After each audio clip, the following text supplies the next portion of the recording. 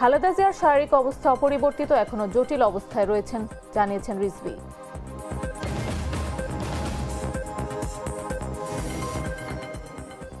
গণভোটের তারিখ পরিবর্তন করতে হবে, রাজশাহীর মাদ্রাসা ময়দানে জানিয়েছেন গোলাম পরওয়ার।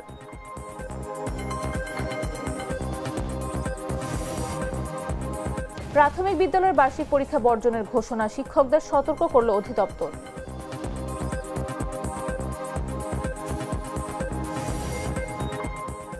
ডেথ সেলে ইমরান খানের নিঃসঙ্গ বন্দী জীবন অভিযোগ করেছেন ছেলে কাশিম খান।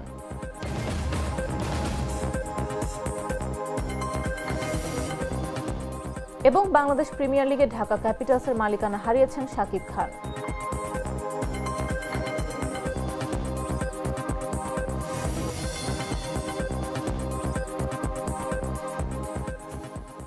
সন্ধ্যা ৭টা নিউজে সবাইকে আমন্ত্রণ। সাথে আছে আমি নাফিস আব্দুল্লাহ।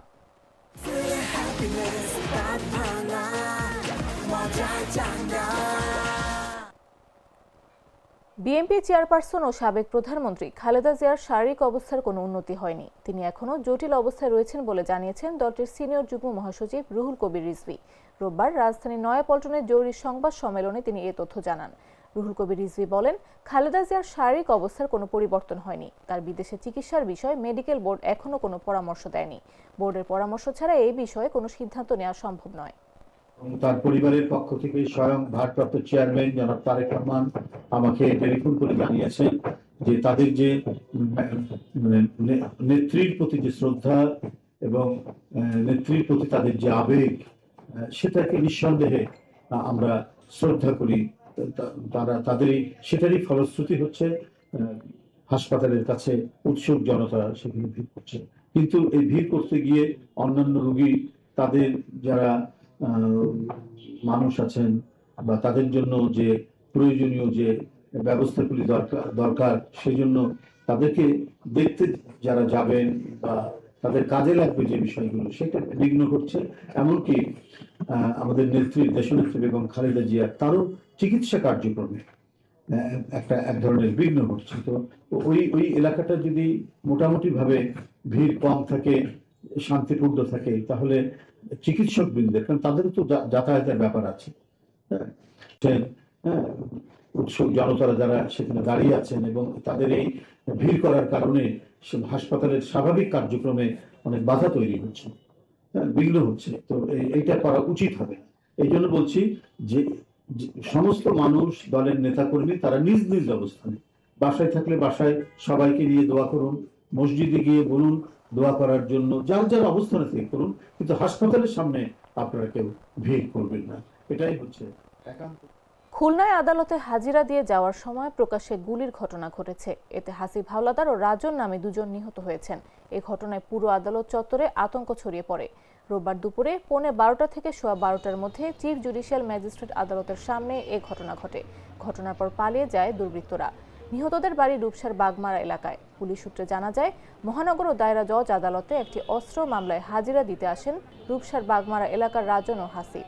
হাজিরা শেষে বের হয়ে যাওয়ার সময় তাদের ওপর হামলা করে সন্ত্রাসীরা। হাসপাতালে পৌঁছানোর পর কর্তব্যরত চিকিৎসকরা তাদের মৃত ঘোষণা করেন। খুলনা সদর থানার ভারপ্রাপ্ত কর্মকর্তা শফিকুল ইসলাম বিষয়টি নিশ্চিত করে বলেন, ঘটনাস্থল পরিদর্শনে পুলিশের ঊর্ধ্বতন কর্মকর্তারা এসেছেন। হামলায় জড়িতদের ধরতে অভিযান চলছে। পুরো বিষয়টা তদন্ত শেষে বিস্তারিত জানানো হবে। আমরা কিছুক্ষণ আগে জানতে পারি যে এই কোর্টের সামনে একটা গোলাগুলির মতো ঘটনা ঘটেছে। ঘটনা শোনার সাথে সাথে আমরা এখানে উপস্থিত হই। উপস্থিত হওয়ার পরে ক্রাইম সিন আমরা অলরেডি কর্ডন করেছি এবং পরবর্তীতে আমরা এখানে চেষ্টা করছি যাতে যে তথ্য উপাত্ত আমরা পাই এবং এখানে আশেপাশে কোনো সিসিটিভি ফুটেজ আছে কিনা সেগুলো যাচাই বাছাই করে ঘটনা কি সেটা উদ্ঘাটনের আমরা চেষ্টা করছি। পরবর্তীতে তদন্ত সম্পন্ন হলে আপনাদেরকে। জাতীয় নির্বাচনের আগে গণভোট আয়োজনের দাবি জানিয়েছেন জামায়াতে ইসলামের সেক্রেটারি জেনারেল মিয়া গোলাম পরওয়ার। রোববার রাজশাহীর মাদ্রাসা ময়দানে 8 দলীয় বিভাগীয় সমাবেশে তিনি এ দাবি জানান। মিয়া গোলাম পরওয়ার বলেন, একই দিনে জাতীয় নির্বাচন ও গণভোট অনুষ্ঠিত হলে ভোটারদের মধ্যে বিভ্রান্তি তৈরি হবে। নির্বাচন সুষ্ঠু হওয়া কঠিন হয়ে পড়বে। তিনি অভিযোগ করেন, অন্তর্বর্তী সরকারের ভেতরে থাকা কিছু ব্যক্তির পরামর্শে একই দিনে নির্বাচন ও গণভোটের গ্যাজেট প্রকাশ করা হয়েছে।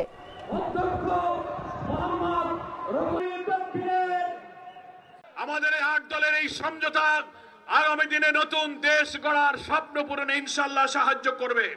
ফলে আমাদের এই পরিবর্তনের বার্তায় বাংলাদেশের সব মানুষকে আমি শামিল হওয়ার জন্য আহ্বান জানাই। এখন নির্বাচন সামনে, সরকার যে ডেডলাইন ঘোষণা করেছে, আমরা সকল দল 8 দল সহ ফ্যাসিবাদ বিরোধী দলেরা আমরা এই নির্বাচনে মেনে নিয়েছি যে আমরা নির্বাচনে যাব, কিন্তু নির্বাচনের ডেট শিডিউল করলেও সেই নির্বাচন সুষ্ঠু এবং নিরপেক্ষ হবে কিনা এই প্রশ্ন জাতির সামনে দেখা দিয়েছে। অন্তর্বর্তীকালীন সরকারের অভ্যন্তরে লুকিয়ে থাকা কিছু ব্যক্তিদের কুপরামর্শে একই দিনে জাতীয় নির্বাচন আর গণভোটের তারিখ ঘোষণা করেছে। সরকারের আদেশ, সরকারের তৈরি করা গেজেট, এটা তো ওহির বাণী, কোরআনের বাণী না, এটা আপনারা কারো পরামর্শে করেছেন। এই গেজেটকে পরিবর্তন করতে হবে।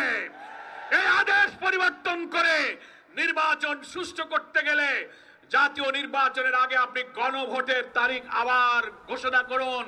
আমরা 8 দল এবং দেশবাসী সেই দাবি করে যাব। বিএনপি নেতা ফজলুর রহমানকে তলব করেছেন আন্তর্জাতিক অপরাধ ট্রাইব্যুনাল। রাষ্ট্রপক্ষের করা আদালত অবমাননার অভিযোগে তাকে তলব করা হয়েছে। আগামী 8 ডিসেম্বর তাকে সশরীরে উপস্থিত হয়ে এ সংক্রান্ত বিষয় ব্যাখ্যা দেওয়ার জন্য বলেছেন আদালত। এর আগে ফজলুর রহমানের বিরুদ্ধে আদালত অবমাননার অভিযোগ করেছে আন্তর্জাতিক অপরাধ ট্রাইব্যুনালের প্রসিকিউশন। 26 নভেম্বর আন্তর্জাতিক অপরাধ ট্রাইব্যুনাল 1-এ এই অভিযোগ করেন প্রসিকিউটর গাজী মোনাওয়ার হোসাইন তামিম। আজকে অনারেবল চেয়ারম্যান এবং একজন মেম্বারের উপস্থিতিতে আমাদের লার্নেড প্রসিকিউটর গাজী মনোয়ার হোসেন তামিম আমাদের পিটিশনের সমর্থনে বক্তব্য দিয়েছে। আমরা যে বক্তব্যে উপস্থাপন করেছি তাতে আমরা বলেছি যে উনি একজন অ্যাডভোকেট, উনি একজন মুক্তিযোদ্ধা, উনি একটি রাজনৈতিক দলের দায়িত্বশীল পদে অধিষ্ঠিত ছিলেন। উনি আইন জানেন, জানার পরেও ইচ্ছাকৃতভাবে আদালত অবমাননাকর বক্তব্য দিচ্ছেন। পার্টিকুলারলি 2টো বক্তব্য আমরা নিয়ে এসেছি, যদিও ওনার টকশোর আমরা পুরো অংশটাই দাখিল করেছি। জুলাই বিপ্লবের সময় হত্যাযজ্ঞ কুষ্টিয়ায় 6 জনকে হত্যার ঘটনায় মানবতা বিরোধী অপরাধের অভিযোগে সাবেক তথ্যমন্ত্রী ও জাতীয় সমাজতান্ত্রিক দলের সভাপতি হাসানুল হক ইনুর বিরুদ্ধে সূচনা বক্তব্য উপস্থাপন শেষ করা হয়েছে। তার বিরুদ্ধে সোমবার রাষ্ট্রপক্ষের সাক্ষ্য গ্রহণের দিন ঠিক করেছেন আদালত। রোববার ট্রাইব্যুনাল 2-এর সদস্য অবসরপ্রাপ্ত জেলা ও দায়রা জজ মঞ্জুরুল বাসির এবং জেলা ও দায়রা জজ নূর মোহাম্মদ শাহরিয়ার কবিরের নেতৃত্বাধীন আন্তর্জাতিক অপরাধ ট্রাইব্যুনালের বিচারিক প্যানেল এ আদেশ দেন। সুযোগ নেই, কারণ এটা একটা পূর্ণাঙ্গ বিচারের মাধ্যমে, ট্রায়ালের মাধ্যমে কেবলমাত্র সেটা করা সম্ভব। সেই কারণে তাদের চার্জ গঠনের আদেশের বিরুদ্ধে যে রিভিউ পিটিশন ছিল সেটাকে খারিজ করে দিয়েছেন। সেই রিভিউ পিটিশনে তারা 3টি মারাত্মক কমেন্ট করেছিলেন বা স্টেটমেন্ট লিখেছিলেন, যেটার ব্যাপারে প্রসিকিউশনের পক্ষ থেকে আমরা তীব্র আপত্তি জানিয়েছি। একটা হচ্ছে তারা এই সরকারের আইন প্রণয়নের ক্ষমতা, অর্ডিন্যান্স জারির ক্ষমতা, সেটাকে তারা বলার চেষ্টা করেছেন এটা যথার্থ না। জুলাই আগস্টে যে গণহত্যায় তাদের সম্পৃক্ততা, সেইগুলোকে জাস্টিফাই করার চেষ্টা করেছেন। আদালত সেগুলো আমলে নিয়েছেন এবং তারা বলেছেন যে এই তাদের যে কমেন্টগুলো, সেই কমেন্টগুলোর ব্যাপারে আদালত তার অবজারভেশন, তার পর্যবেক্ষণ, তার আদেশের মধ্যে এটা থাকবে। আজকে সেই রিভিউ পিটিশন খারিজ হওয়ার পরে আমাদের যে সূচনা বক্তব্য অর্থাৎ ওপেনিং স্টেটমেন্ট, সেটা উপস্থাপন করা হয়েছে আদালতে। আগামীকাল থেকে তার সাক্ষ্য গ্রহণ শুরু হবে। ইনশাআল্লাহ আগামীকাল প্রথম সাক্ষ্য গ্রহণ অনুষ্ঠিত হবে। গ্লিটারের টুইন লেমন ও অ্যান্টিব্যাকটেরিয়াল ফর্মুলা বাসনকে চকচকে জীবাণুমুক্ত করে আমাদের দেয় গ্লিটার গ্যারান্টি। 3 দফা দাবিতে লাগাতার কর্মবিরতি করছেন দেশের সরকারি প্রাথমিক বিদ্যালয়ের সহকারী শিক্ষকরা। তারা আগামীকাল সোমবার থেকে শুরু হতে যাওয়া 3য় সাময়িক বা বার্ষিক পরীক্ষাও বর্জনের ঘোষণা দিয়েছেন। তবে শিক্ষকদের বর্জনের মধ্যেও সব সরকারি প্রাথমিক বিদ্যালয় বার্ষিক পরীক্ষা সুষ্ঠুভাবে সম্পাদনের নির্দেশ দিয়েছে প্রাথমিক শিক্ষা অধিদপ্তর। একই সঙ্গে পরীক্ষা গ্রহণে কোনো ধরনের শৈথিল্য বা অনিয়ম করলে বিধি মোতাবেক ব্যবস্থা নেওয়া হবে বলেও সতর্ক করা হয়েছে।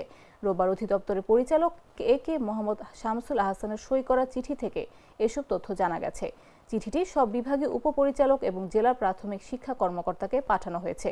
চিঠিতে উল্লেখ করা হয়েছে, আগামীকাল 1 ডিসেম্বর থেকে দেশব্যাপী সব সরকারি প্রাথমিক বিদ্যালয়ে তৃতীয় সাময়িক পরীক্ষা শুরু হবে। পরীক্ষা কার্যক্রম বিনা ব্যর্থতায় নির্ধারিত সময় সুষ্ঠুভাবে সম্পাদনে প্রয়োজনীয় ব্যবস্থা নিতে সংশ্লিষ্ট সবাইকে নির্দেশক্রমে অনুরোধ করা হলো।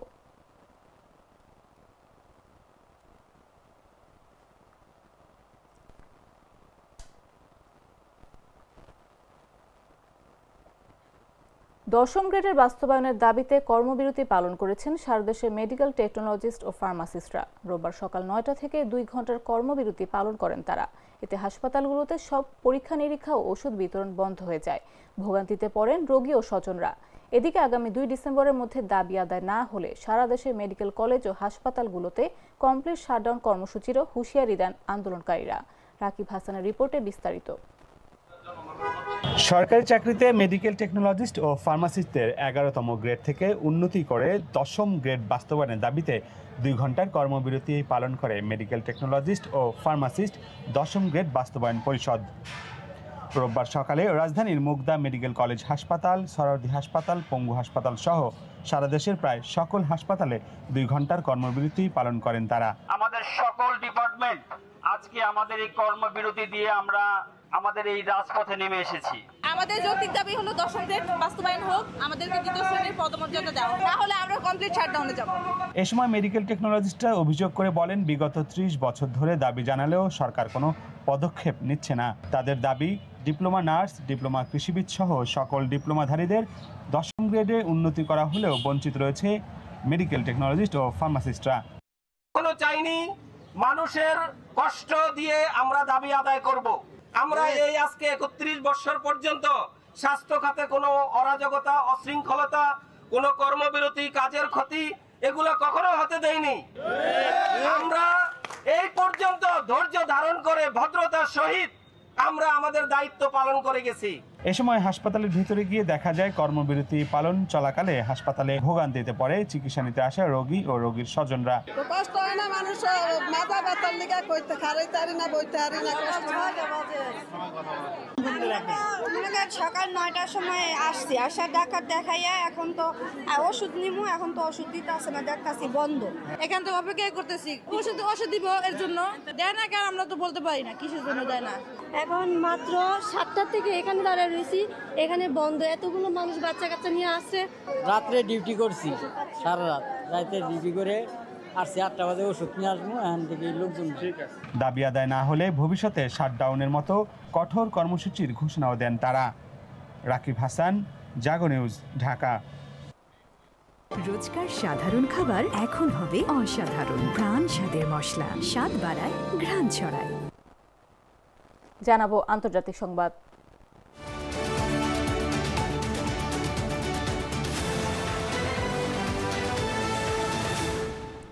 কারাগারের একটি ডেথ সেলে নিঃসঙ্গ বন্দি জীবন কাটাচ্ছেন পাকিস্তানের সাবেক প্রধানমন্ত্রী ইমরান খান। এমন অভিযোগ করেছেন তার ছেলে কাশিম খান। তিনি জানান, আদালতের আদেশ থাকা সত্ত্বেও পরিবার বা আইনজীবীদের সঙ্গে ইমরান খানের যোগাযোগ বন্ধ করে দেওয়া হয়েছে এবং তার জীবিত থাকারও কোনো প্রমাণ দেওয়া হচ্ছে না। লন্ডনে বসবাসরত কাশিম বলেন, তার বাবা দীর্ঘ সময় ধরে অন্ধকার, জানালাবিহীন ও সীমিত বায়ু চলাচল করা কক্ষে বন্দী। সেখানে ফোন কল, সাক্ষাৎ বা চিকিৎসক দেখার সুযোগ পর্যন্ত নেই। তিনি দ্য টেলিগ্রাফকে বলেন, ইমরান খানকে দিনে 22 ঘন্টা একটি ডেথ সেলে বন্দী রাখা হচ্ছে। চিকিৎসকদের দেখা করতে দেয়া হচ্ছে না। 6 মাস ধরে পরিবারের সঙ্গে ফোনে কথা বলা বন্ধ, কোনো সাক্ষাৎ নেই। এটি তার উপর সরাসরি মানসিক নির্যাতন। তার মনোবল ভাঙার জন্য এটি একটি পরিকল্পিত নিষ্ঠুরতা। ইমরান খানের 3 বোন নুরিন খান, আলিমা খান ও উজমা খান এবং পাকিস্তান তেহরিকে ইনসাফ নেতারা রাওয়ালপিন্ডির আদিয়ালা কারাগারের সামনে অবস্থান কর্মসূচি পালন করেন। তারা ইমরানের সুস্থতার প্রমাণ দেখানো এবং সাক্ষাৎ অনুমোদনের দাবি জানান। আদালতে কারা কর্তৃপক্ষের বিরুদ্ধে আদালত অবমাননার আবেদনও করা হয়েছে।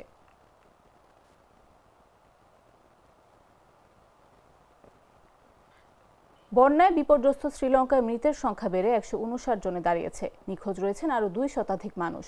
দেশটির দুর্যোগ ব্যবস্থাপনা কেন্দ্র জানিয়েছে, দুর্যোগ থেকে বাঁচতে 1,08,000-এর বেশি মানুষ সরকারি আশ্রয় কেন্দ্রে ঠাঁই নিয়েছেন। ঘূর্ণিঝড় দিতওয়ার প্রভাবে সৃষ্ট ভয়াবহ এই বন্যায় 2 লাখেরও বেশি ঘরবাড়ি ক্ষতিগ্রস্ত হয়েছে। এর মধ্যে 20,000-এর বেশি বাড়ি পুরোপুরি ধ্বংস হয়েছে। বিদ্যুৎ ও সরবরাহ ব্যবস্থা ভেঙে পড়ায় দেশটির প্রায় 1/3 এলাকায় এখনও নেই বিদ্যুৎ কিংবা নিরাপদ পানি। কেলানি নদীর পানির স্তর দ্রুত বাড়তে থাকায় কয়েকটি এলাকা খালি করার নির্দেশ দেওয়া হয়েছে। সবচেয়ে বেশি ক্ষতিগ্রস্ত হয়েছে কেন্দ্রীয় জেলা কান্দি ও বাদুল্লা। এসব এলাকার অনেক গ্রাম এখনও বিচ্ছিন্ন। উত্তর মধ্যাঞ্চলীয় কুরুনগালা জেলায় একটি বৃদ্ধাশ্রমে পানিবন্দী হয়ে নিহত হয়েছেন অন্তত 11 বাসিন্দা। অন্যদিকে অনুরাধাপুরায় পানিতে তলিয়ে যাওয়া একটি বাস থেকে 64 যাত্রীকে উদ্ধার করেছে নৌবাহিনী। বন্যা ভূমিধসে বিপর্যস্ত শ্রীলঙ্কায় জরুরি অবস্থা ঘোষণা করেছে সরকার।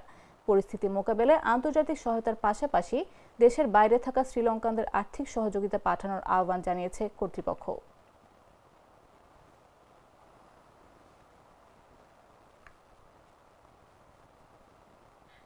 এবারে খেলার খবর।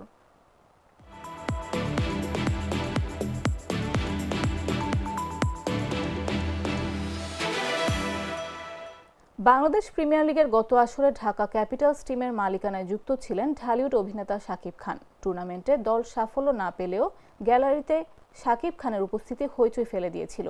ক্রিকেট ও সিনেমা প্রেমীদের মাঝে তৈরি হয়েছিল এক অন্যরকম সংযোগ। এবার জানা গেল সেই দলের মালিকানা হারিয়েছেন শাকিব খান।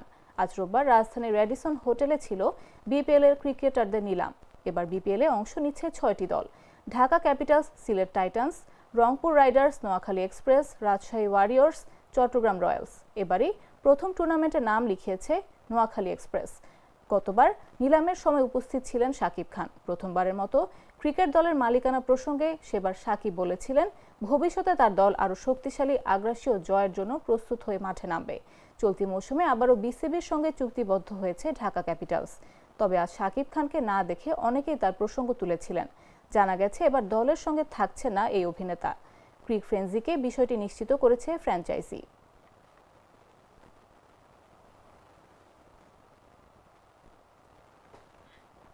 সংবাদ শেষ করার আগে শিরোনামগুলো জানিয়ে দিচ্ছি আরো একবার।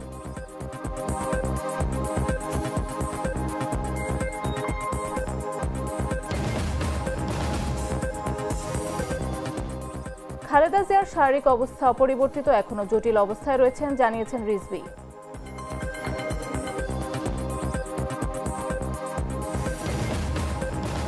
গণভোটের তারিখ পরিবর্তন করতে হবে, রাজশাহীর মাদ্রাসা ময়দানে জানিয়েছেন গোলাম পরওয়ার।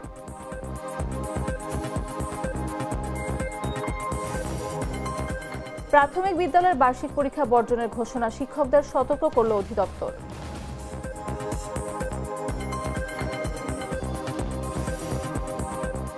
ডেথ সেলে ইমরান খানের নিঃসঙ্গ বন্দি জীবন অভিযোগ করেছেন ছেলে কাশিম খান।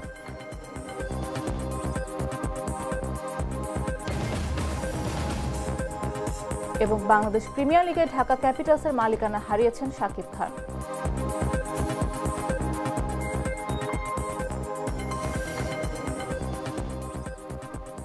দর্শক, এই ছিল এখনকার মতো।